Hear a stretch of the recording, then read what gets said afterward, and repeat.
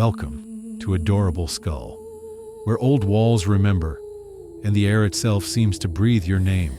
Tonight, we travel to Calgary, Alberta, where a house stands at the edge of the Bow River. Beautiful, historic, and deeply, undeniably wrong. They call it the Deane House, a place where love ended in blood and laughter never truly stopped. If haunted places call to you, if you crave the truth behind Canada's darkest corners, don't just listen. Join us. Subscribe to Adorable Skull on YouTube and TikTok, because this story begins like any other, but ends where light dares not follow.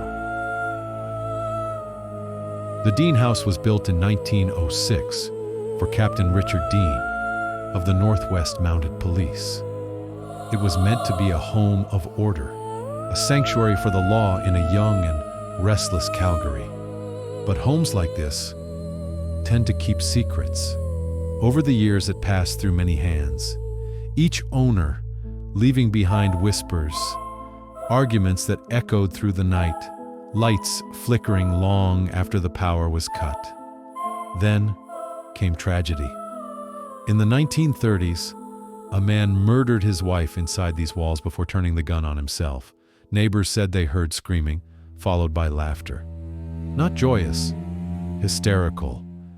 And that laughter, they say, never left. Today, the Deane House is a historic restaurant and cultural site. But staff and visitors agree. It's far more than bricks and wood. It's alive.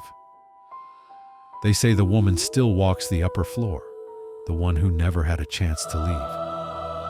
A waitress at the Deane House once stayed late to close the upstairs dining room.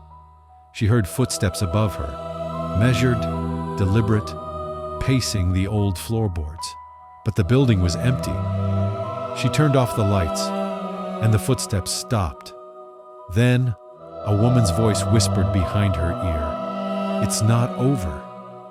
The next morning, the manager found one of the upstairs chairs turned toward the wall, as though someone had been sitting there, watching.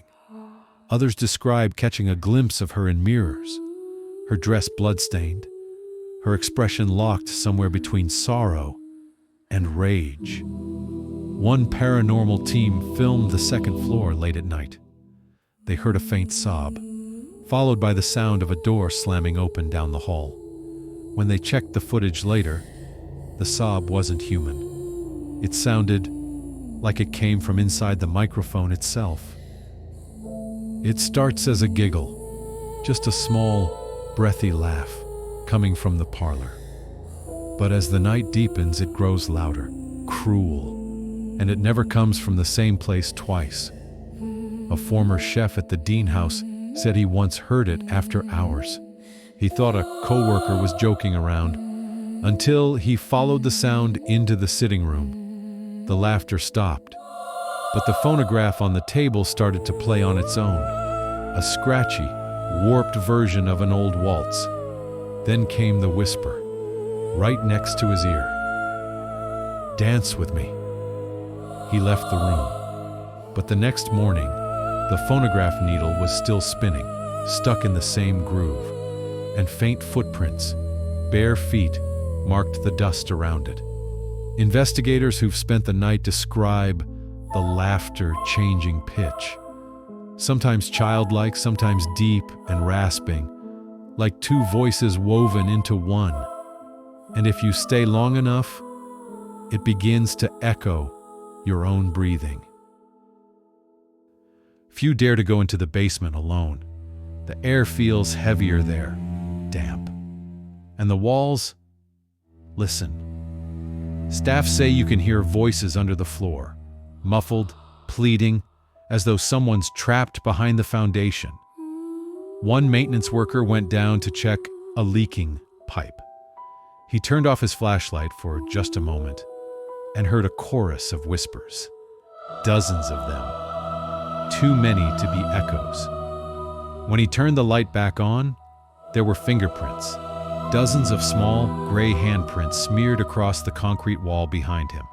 He ran. Later that night, motion sensors in the basement went off.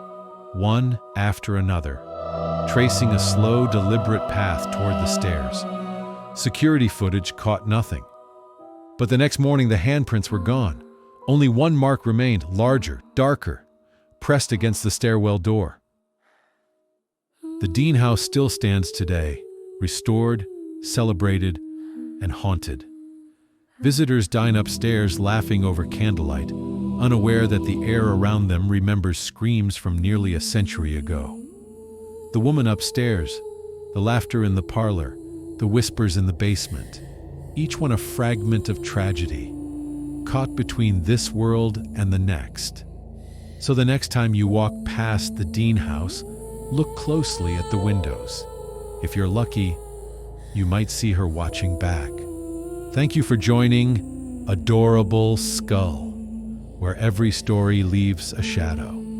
If you crave more haunted truths from Canada's darkest corners, don't just watch, subscribe, because the house may be silent now, but it's only waiting for you to knock.